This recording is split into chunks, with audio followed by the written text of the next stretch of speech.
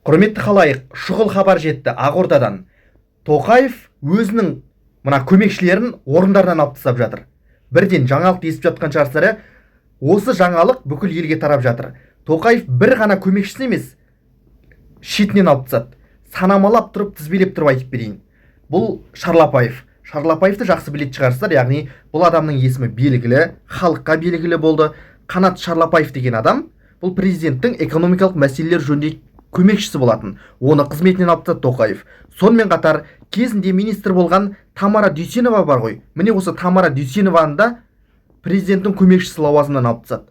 Сонымен қатар мына Қазақстан Республикасы президентінің ғылым және инновациялар мәселелері жөнінде кеңесшісі болған Күнсұлу Закарияны да орнынан алып тастады. Ернар Баспаев та орнынан кетті. Яғни бұлар да президенттің кеңесшісі лауазымында болған болатын. Сонымен қатар президенттің мына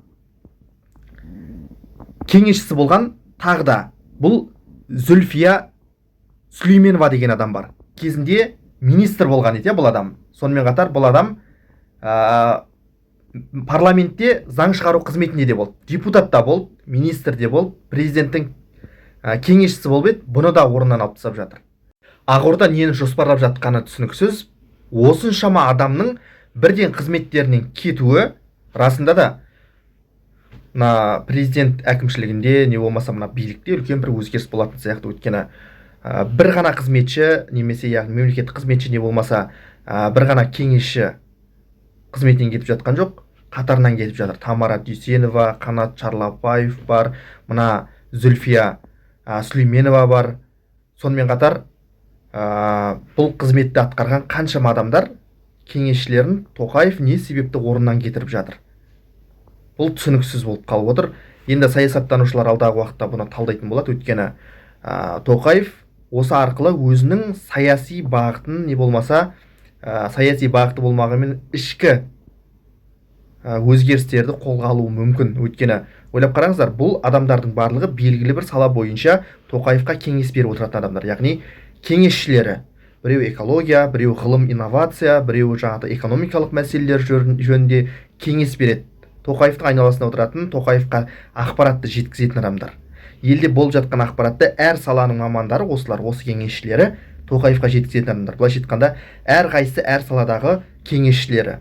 Ал оларды орнынан алып тастауы және біреуін ғана емес, қатарынан алып тастауы орнынан, шетінен орнынан алып тастауы расында да Тоқаевқа мүмкін бұлардың жұмысы ұнамай қалды ма, мүмкін бұлардың жұмысына көңілі толмады ма, мүмкін Тоқаевтың жаңағы ой өзгеріп, бұл салаға басқаша ойлайтын, басқаша шешім қабылдайтын мамандарда келгісі келе ма? Кім білсін, бірақ расында да бұл адамдардың қызметінен кеткені елде үлкен жаңалық болып жатыр. Бірден алып тастап жатыр ғой енді.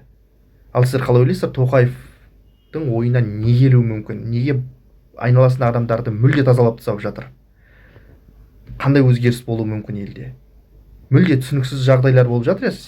Өйткені кеңесші деген ол расында да Тоқаевқа белгілі бір деңгейде әсер етеді. Мысалы, Америкада Трамптың айналасындағы кеңесшілері оның жасайтын саяси қадамдарына әсер етеді.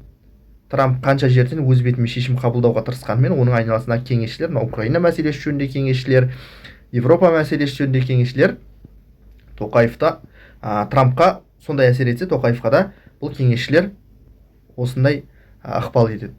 Олардың лауазымын да айтып тұр, істеген іс-әрекеттерді айтып тұр. Әлде бұл кеңесшілер жаңа лауазымға тағайындалуы мүмкін бе? Қалай ойлайсыздар?